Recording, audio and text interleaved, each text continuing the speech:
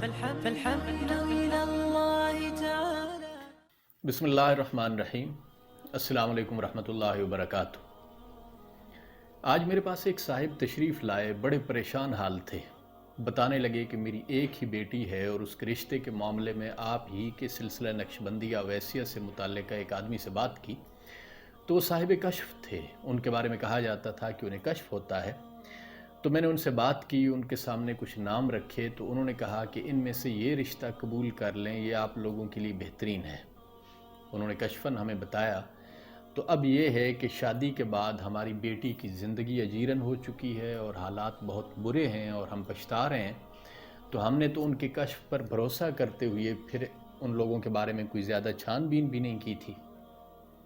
تو مجھے یہ سب سن کے بہت دکھ ہوا اور میں نے سوچا کہ کشف کے حوالے سے جو بہت ساری غلط فہمیاں پائی جاتی ہیں، جن میں شادی بیاہ اور رشتوں کے معاملات ہیں یا کاروباری معاملات ہیں یا ووٹ کا معاملہ ہے کہ ووٹ کس کو دینا ہے، تو ہمارے سادہ مزاج صوفیاء یہ سارے فیصلے بذریعہ کشف کروانے کے خواہش مند ہوتے ہیں. تو میں آج اس سب کچھ پر تفصیلی بات کرنے لگا ہوں، لیکن پہلے میں تھوڑی سی وضاحت کر دوں کہ یہ کشف ہے کیا، اس کی حقیقت کیا ہے، اہمیت کیا ہے، اس کا دائرہ کار کیا ہے. اس کے بعد میں ان باتوں کی طرف آتا ہوں. کشف کے معنی کھولنے اور پردہ اٹھانے کے ہیں. صوفیاء کے ہاں عموماً عبادت و ریاضت، تقوی کی برکت اور باطن کی صفائی کی وجہ سے ایسے مخفی حقائق سامنے آنا شروع ہو جاتے ہیں کہ جن کا ادراک ظاہری حواس کے ذریعے نہیں کیا جا سکتا. ہوتا یہ ہے کہ سالک کا قلب جب ذکر الہی کا عادی ہو جاتا ہے تو اس پر سے گناہوں کا زنگ اتر جاتا ہے، تاریکیاں دور ہو جاتی ہیں، اس میں اللہ کا نور بھر جاتا ہے تو وہ صاحب بصیرت بن جاتا ہے. اس کی فراست وسیع ہو جاتی ہے، حجابات دور ہونے لگتے ہیں، اسرار و رموز الہی منکشف ہونا شروع ہو جاتے ہیں، اس کی باطنی آنکھ روشن ہو جاتی ہے اور پھر وہ اللہ کے نور سے دیکھنے لگتا ہے.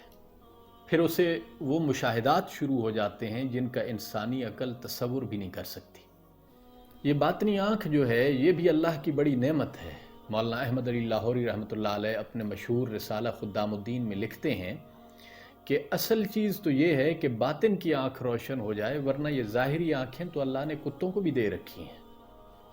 کشف و الہام، مشاہدات وغیرہ یہ چیزیں، جیسا کہ امام غزالی رحمۃ اللہ علیہ نے بھی لکھا کہ راہ سلوک پر عموماً ابتدا میں ہی یہ چیزیں ملنا شروع ہو جاتی ہیں. لیکن یہ بات نہایت اہم ہے کہ یہ چیزیں تصوف میں مقصود نہیں. مقصد صرف اللہ کی رضا کا حصول ہے، ورضوان من اللہ اکبر، اللہ کی رضا سب سے بڑھ کر ہے. لیکن بدقسمتی سے بہت سارے لوگ یہ سمجھتے ہیں کہ شاید ذکر و فکر اور مجاہدہ و ریاضت کا مقصد ہی یہی ہے کہ مشاہدات و مکاشفات شروع ہو جائیں.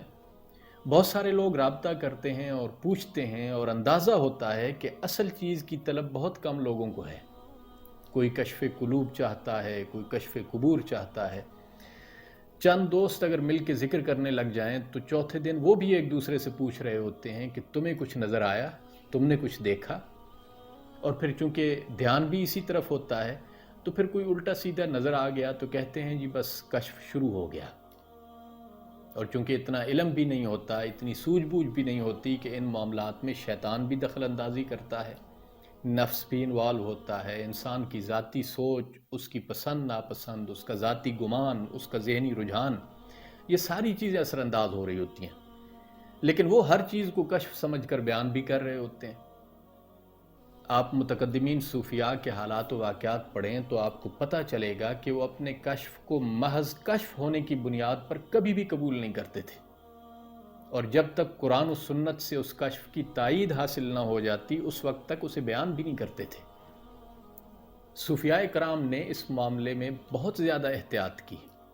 حضرت ابو سلیمان دارانی رحمۃ اللہ علیہ جو کہ 3 صدی ہجری کے عظیم صوفی بزرگ گزرے ہیں، ان کا ایک قول علامہ کشیری نے نقل کیا ہے.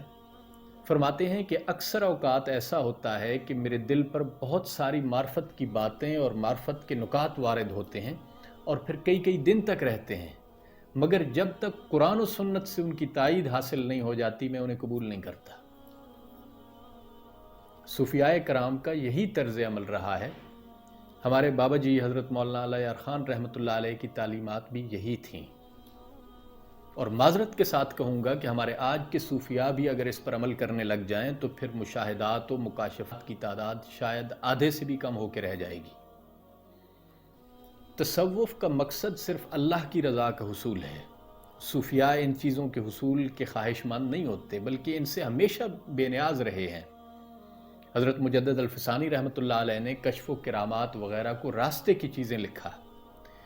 مکتوبات میں لکھا کہ یہ بچوں کے کھلونے ہیں، اور بعض صوفیاء نے تو کشف وغیرہ کو حیض الرجال کا نام دیا ہے۔ تو میرے نزدیک یہ کشف کی کون سی حالتیں ہیں جن کے لیے حیض الرجال کا لفظ استعمال کیا جا سکتا ہے، یہ میں آگے چل کر وضاحت کرتا ہوں۔ دیکھیں، کشف انبیاء کرام کو بھی ہوتا تھا، کشف اولیاء کرام کو بھی ہوتا ہے۔ انبیاء کا کشف بھی وحی الہی ہوتا ہے، اس میں غلطی کا امکان نہیں، اس لیے ساری امت کے لیے اسے ماننا ضروری ہوتا ہے۔ لیکن اولیاء کرام یا صوفیاء کرام بذریعہ کشف جو بھی دیکھتے ہیں اس میں غلطی کا 100% امکان ہوتا ہے۔ اس لیے صوفیاء کا اجماع ہے کہ بڑے سے بڑے ولی اللہ کا کشف بھی سب سے پہلے شریعت پر پیش کیا جائے گا۔ اگر وہ کشف شریعت کے مطابق ہے تو اس پر عمل کرنا درست ہے۔ یاد رکھیں، درست ہے، واجب پھر بھی نہیں ہے۔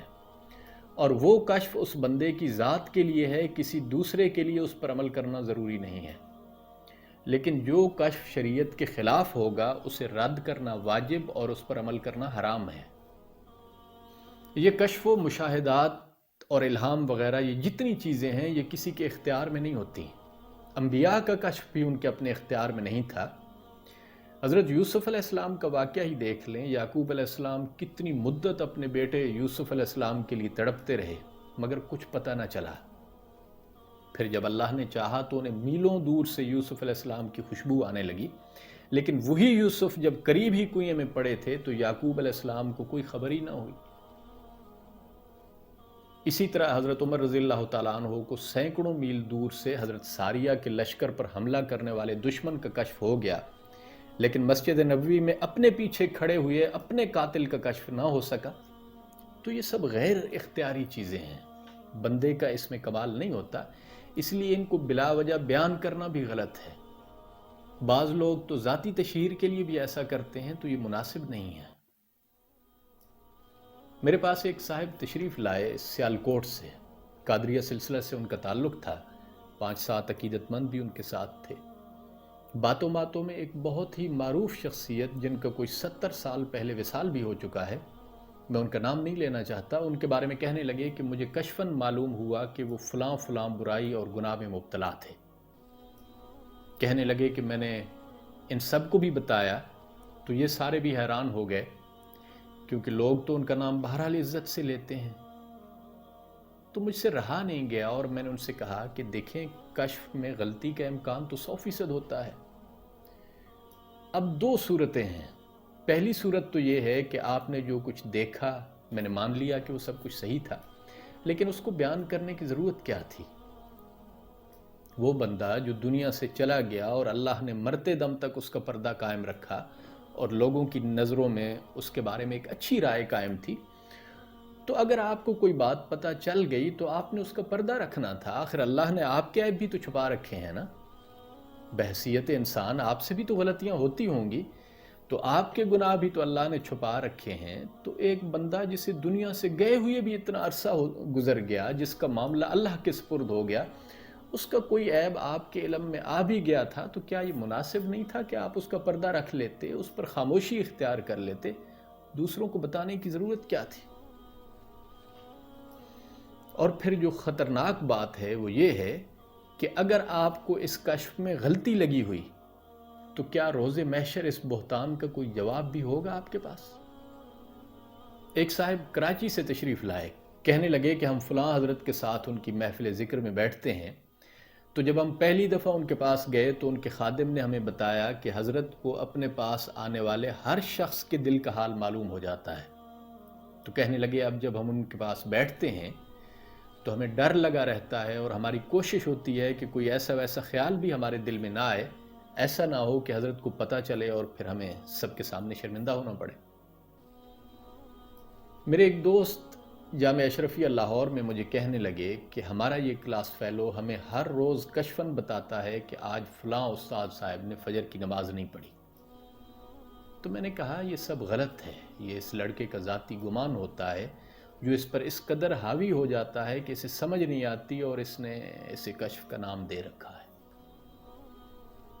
یہ بات یاد رکھیں، جس شخص کو بھی باطن کی نگاہ سے نوازا جاتا ہے اسے پہلے وہ ظرف عطا کر دیا جاتا ہے کہ وہ دوسروں کی خامیاں دیکھتے ہوئے بھی ان پر پردہ ڈال دیتا ہے، وہ ان کے عیب جانتے ہوئے بھی انہیں گلے سے لگا لیتا ہے، ان کے باطن کا مشاہدہ کرتے ہوئے بھی انہیں شرمندہ نہیں کرتا۔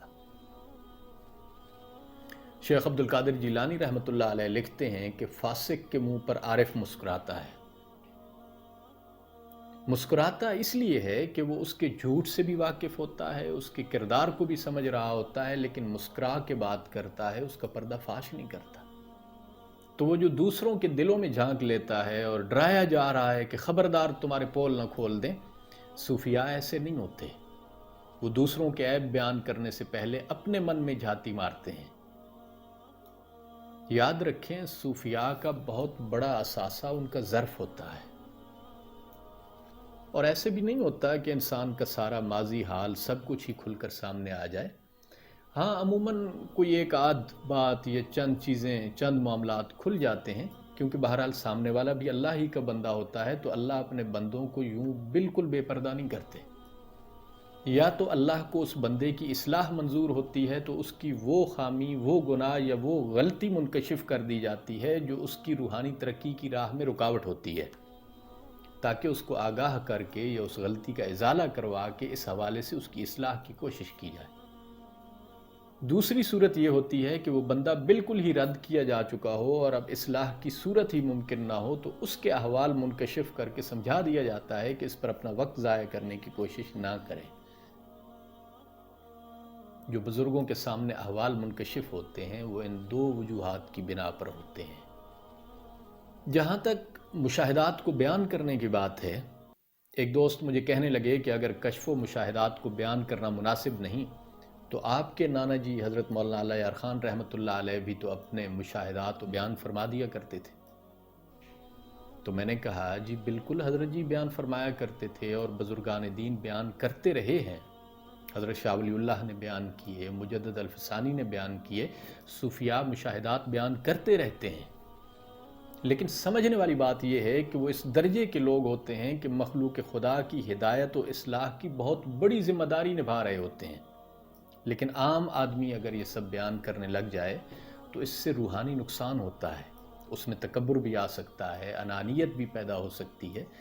لیکن وہ لوگ روحانیت اور تقرب الہی کے پھر اس مقام پر ہوتے ہیں جہاں ان مشاہدات کے بیان کرنے سے انہیں نقصان نہیں ہوتا۔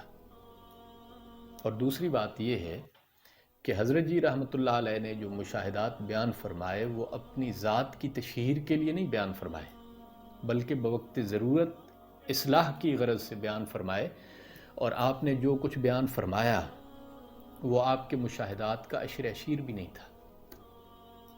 اور پھر اہم بات یہ ہے کہ ان معاملات میں ان کی برابری کرنے سے پہلے ان کے علم، ان کا مقام اور اپنی ذاتی حیثیت کا موازنہ کر لینا بھی ضروری ہے۔ مجھے کبھی کبھی محسوس ہوتا ہے کہ صوفیاء میں کشف کا دعویٰ اب ایک وبا کی صورت اختیار کر چکا ہے، اور پھر ہمارے سادہ دل صوفی بھی ایسے ہی کسی بندے کی تلاش میں ہوتے ہیں جو انہیں بتائے کہ بیٹی کا رشتہ اس جگہ پہ کرنا ہے کہ نہیں کرنا، دکان کہاں کھولنی ہے، ہمیں کشفاً بتا دیں تو پھر ہم اس مطابق کر دیں، اور پھر بدقسمتی سے انہیں ایسا بندہ مل بھی جاتا ہے۔ اچھا جی فلاں کاروبار شروع کرنے لگا ہوں، دکان چلے گی یا نہیں چلے گی؟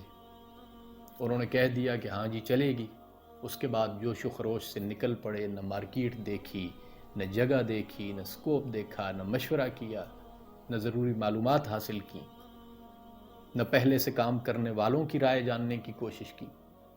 پھر کہتے ہیں جی فلاں صاحب کشف نے تو کہا تھا مگر کام پھر بھی چلا نہیں۔ اسی طرح شادی بیاہ اور رشتوں کے معاملات ہیں۔ میں نے ان صاحب سے بھی کہا تھا کہ کیا بیٹی کے رشتے کے معاملے میں آپ کو شریعت سے کوئی رہنمائی نہیں مل رہی تھی؟ اگر شریعت سے پوری رہنمائی ملتی ہے تو کیا آپ نے اسے فالو کیا؟ اور پھر ان کشف کے دعوے داروں کو کیا ہو گیا ہے؟ انہیں چاہیے کہ آنکھیں بند کر کے فیصلہ صادر کرنے کے بجائے اگلے بندے کو سمجھائیں کہ بھائی آپ کام کو اس کے اصل طریقہ کار کے مطابق کیوں نہیں کرتے۔ شریعت بھی رہنمائی کرتی ہے، اللہ نے عقل و شعور سے بھی نوازا ہے۔ کشف ایک ذنی چیز ہے، مجھے غلطی لگ گئی تو آپ کا رشتہ، آپ کی زندگی تباہ ہو جائے گی۔ اچھا، پھر ووٹ کا معاملہ جو کہ بہت ہی اہم معاملہ ہے، اس کے بارے میں چند باتیں عرض کر دوں۔ 2018 کے الیکشن سے پہلے میں چند دن لاہور میں رہا، وہاں ایک صاحب ملنے آئے، کہنے لگے یو کے میں ایک صاحب ہیں، اپنا تعلق سلسلہ نقشبندیہ اویسیہ سے بتاتے ہیں، صاحب کشف ہیں۔ وہ کہتے ہیں کہ میری حضرت جی، حضرت مولانا علی یار خان رحمۃ اللہ علیہ سے روحانی کلام ہوئی اور آپ نے فرمایا کہ نون لیگ کو سپورٹ کرنا ہے۔ پھر پاکستان آیا تو پھر حضرت جی کے حوالے سے ہی سنا کہ پی ٹی آئی کو ووٹ دینا ہے۔ تو کہنے لگے حضرت جی کا نام آ رہا ہے تو آپ بتائیں ہمیں کیا کرنا چاہیے۔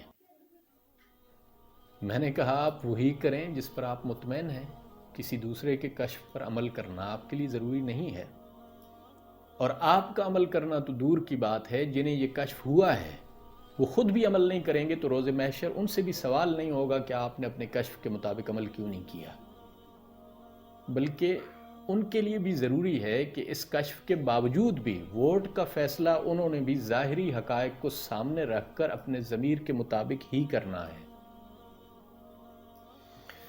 کہنے لگے پھر بھی ان دو میں سے کشف کس کا صحیح ہے، آپ رہنمائی کر دیں۔ میں نے کہا کسی کے کشف کی طرف رہنمائی کرنے کے بجائے اگر میں ووٹ کے معاملے میں شریعت کی طرف ہی رہنمائی کر دوں تو کیا یہ بہتر نہیں ہوگا؟ اگر آپ ووٹ کی شرعی حیثیت کو سمجھ جائیں تو آپ کو اندازہ ہوگا کہ یہ کتنا اہم معاملہ ہے، اور تصوف تو شریعت پر عمل کی تعلیم دیتا ہے، اور اگر ووٹ کا فیصلہ صرف کشف کی بنیاد پر ہی کر دیا جائے تو ووٹ کے معاملے میں کچھ شرعی تقاضے ہیں جو پورے ہی نہیں ہوتے۔ ووٹ کی شرعاً 3 حیثیتیں ہیں۔ جب آپ کسی کے حق میں ووٹ کاسٹ کر رہے ہوتے ہیں تو آپ اس کے حق میں گواہی دے رہے ہوتے ہیں کہ یہ شخص اس عہدے کی قابلیت بھی رکھتا ہے اور دیانتدار بھی ہے، یا کم از کم جو شخص اس کے مقابلے میں کھڑا ہے یہ اس سے زیادہ اہل اور اس سے زیادہ دیانتدار ہے، یا پھر آپ عوامی نمائندگی کے لیے اس کی سفارش کر رہے ہوتے ہیں، یا پھر اسے مشترکہ حقوق میں وکیل مقرر کر رہے ہوتے ہیں۔ یعنی آپ کا ووٹ 3 حیثیتیں رکھتا ہے: نمبر 1 شہادت یعنی گواہی، نمبر 2 سفارش، اور نمبر 3 وکالت۔ اور یہ تینوں انتہائی اہم معاملے ہیں۔ گواہی کا معاملہ دیکھ لیں، گواہی دینا بھی ضروری ہے اور گواہی سچی بھی ہونی چاہیے۔ رسول اللہ صلی اللہ علیہ وسلم نے جھوٹی گواہی کو شرک کے ساتھ کبیرہ گناہوں میں شمار فرمایا ہے۔ پھر ووٹ کی دوسری حیثیت سفارش کی ہے، یعنی ووٹر اس شخص کی نمائندگی کے لیے سفارش کرتا ہے۔ سفارش کا معاملہ بھی سمجھ لیں، قرآن مجید میں ارشاد ہے مَن یشفع شفاعۃ حسنۃ یکن لہ نصیب منہا ومن یشفع شفاعۃ سیئۃ یکن لہ کفل منہا وکان اللہ علی کل شیء مقیتا۔ یعنی جو شخص اچھی سفارش کرتا ہے اس میں اس کو بھی حصہ ملتا ہے، اور جو بری سفارش کرتا ہے تو اس کی برائی میں اس کو بھی حصہ ملتا ہے۔ یعنی آپ کے ووٹ سے کامیاب ہونے والا امیدوار اپنے دور اقتدار میں جو بھی اچھا یا برا کام کرے گا آپ اس میں شریک سمجھے جائیں گے۔ تیسری شرعی حیثیت وکالت کی ہے کہ ووٹ دینے والا اس امیدوار کو اپنا نمائندہ اور وکیل بناتا ہے۔ اچھا، اگر یہ نمائندگی یا وکالت ووٹ دینے والے کی ذات سے متعلق ہوتی تو اور بات تھی، اس کا نفع نقصان صرف اس کی ذات کو ہی پہنچنا تھا، مگر یہ وکالت اب ایسے حقوق سے متعلق ہے جن میں ووٹ دینے والے کے ساتھ ساتھ پوری قوم شریک ہوتی ہے۔ اس لیے کسی نااہل کو اپنی نمائندگی کے لیے ووٹ دے کر کامیاب بنایا تو پوری قوم کے حقوق پامال کرنے کا جرم آپ کی گردن پر ہوگا۔ آپ نے 2 میں سے ایک کے حق میں گواہی دینی ہے، یا 2 میں سے ایک کی جائز سفارش کرنی ہے، یا 2 میں سے ایک وکیل مقرر کرنا ہے، تو اس سب کچھ کے لیے بنیادی شرط یہ ہے کہ آپ ان کی اہلیت اور کردار سے باخبر ہوں۔ یعنی آپ نے تحقیق کر کے دیکھنا ہے کہ ان میں سے بندہ اہل کون سا ہے۔ اصل معاملہ ان کی اہلیت جانچنا ہے۔ اور یاد رکھیں کشف دنیاوی معاملات میں کسی کی اہلیت اور قابلیت جانچنے کا نہ تو پیمانہ ہے اور نہ ہی کوئی معیار ہے، اور نہ ہی ان معاملات میں کسی دوسرے کے کشف پر انحصار کیا جا سکتا ہے۔ اس لیے آپ ہوں یا آپ کو بتانے والا کوئی صاحب کشف، دونوں نے ووٹ اسی کو دینا ہے جس کے بارے میں آپ کا ضمیر مطمئن ہوگا، کیونکہ ووٹ کی ادنیٰ ترین حیثیت گواہی کی ہے، اور گواہی تو ہر حال میں سچی ہونی چاہیے، اور سچی گواہی وہ ہوتی ہے جس میں آپ کے ساتھ ساتھ آپ کا دل بھی گواہی دے رہا ہو۔ اگر آپ کا دل مطمئن نہیں، دل گواہی نہیں دیتا، تو پھر وہ گواہی جھوٹی ہے۔ اگر آپ کسی کی حمایت صرف اس بنا پہ کر رہے ہیں کہ فلاں صاحب کو کشف ہوا یا ان کو کشفاً حضرت جی نے حکم دیا، تو آپ اس بنیاد پہ ووٹ دے رہے ہیں، لیکن خود آپ کا دل مطمئن نہیں، آپ کے ذہن میں سوالات اٹھ رہے ہیں، اور دوسری طرف آپ ووٹ دے کر اس کے حق میں گواہی بھی دے رہے ہیں، اور آپ کا دل اس کے مخالف کی حمایت بھی کر رہا ہے، تو اس کا مطلب ہے کہ آپ نے غلط سفارش کی، یا اہم معاملات میں غلط بندے کو وکیل مقرر کیا، یا پھر آپ نے جھوٹی گواہی دی۔ تو پھر روز محشر یہ کوئی جواب نہیں ہوگا کہ میرا دل تو نہیں مانتا تھا اور میری معلومات کے مطابق وہ بندہ اہل بھی نہیں تھا، لیکن میں نے تو فلاں کے کشف کے مطابق عمل کیا تھا۔ تو بھئی کسی کا کشف تو آپ کے لیے شرعاً کوئی دلیل ہی نہیں ہے۔